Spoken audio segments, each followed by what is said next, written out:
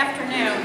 I understand that there are some people in the hall who would also like to be admitted, and I certainly understand that as someone who came of age in the late 60s and early 70s. I used to be the ones out there. So we're doing a little bit of role reversal here, and I will do the best I can to adjust. We're here today to talk about the new voter ID law, and it gives, really, this is a pretty simple process. It gives poll workers a reliable way to verify the identity of every voter. It's something we can't do now. That's the intent of the law. I will tell you that Governor Corbett told all of the cabinet members and all of the state agencies we are to do everything we can within the parameters of the law to help register voters and help them get IDs for this election. This is the focus of all of our energy and all of our attention between now and the day of the election. We believe the announcement last week that the Department of State will be issuing ID cards for those people who are having difficulty getting the documents that they need to register, to get a photo ID through the PennDOT process. We think we'll be able to reach almost all, if not all, of those people who are registered voters and need to have photo ID. All you need to do to get a Department of State ID card: last name, first name, date of birth, social security number, and then 2 forms of identification that establishes your residency. The Department of State has a direct access to the Social Security database. So if you've got the last name, first name, date of birth, and a Social Security number, there's reasonable assurance that you are who you say you are, and that way you can go into a polling place. The only thing the poll workers are going to do, instead of seeing if your signature in the book matches your signature, your new signature that you provide the day of the election, they're just going to look to see if the face who is presenting himself to vote is the same face that's on the ID card. That's it. It's a pretty simple process. I'm happy to answer questions. I know there are some folks who have important questions to ask me, so fire away.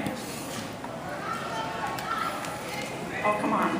Okay. Yes, ma'am. There was a letter that was sent yesterday by the Department of Justice seeking immediate answers to questions regarding registration orders.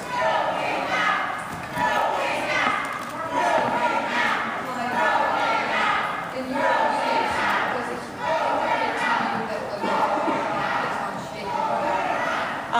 The question is from the Philadelphia Inquirer.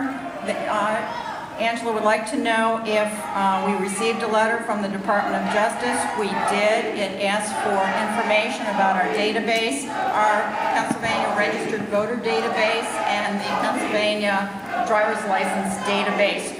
We will comply with the requests from the Department of State, or from the Department of Justice, and provide the information that they have requested. Does it indicate to you that is there a word now that has to questions of the law possibly is not constitutional, that is on shaky?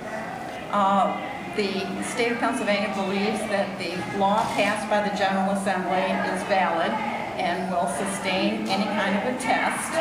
Our law is very similar to the law in Indiana and would be called into question under Section 2, not Section 5. South Carolina and Texas have past histories of discrimination issues. Pennsylvania does not. So we would fall into the same category as Indiana and be tested under Section 2 of that law. And all of our attorneys have said that they believe that the law passed by the General Assembly will be sustained. You want to go around? Yes. Does the Department of State plan to help voters get transportation to PennDOT facilities? We are working with all the agencies we can, because transportation is an issue.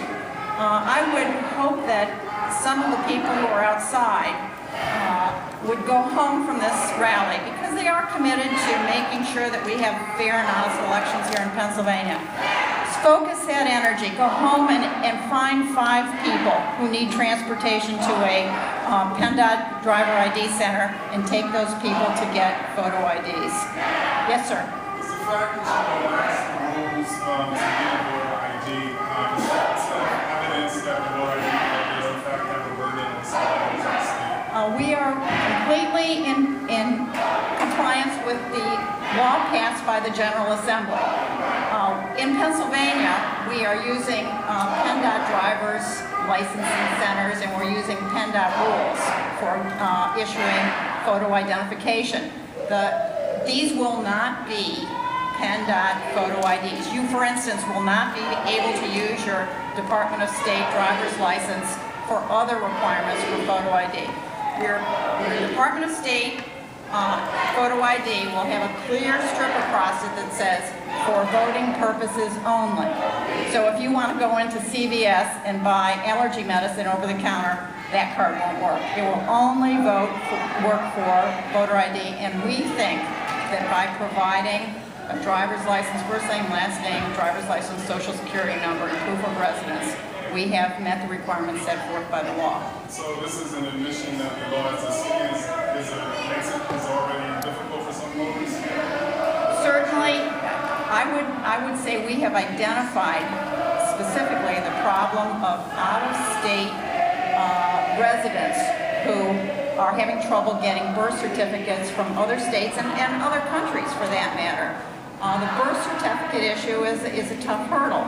By providing this form of photo ID that is not a photo ID for any other purpose, we think we can make sure that all eligible Pennsylvania voters have the photo ID they need to vote in this November's election.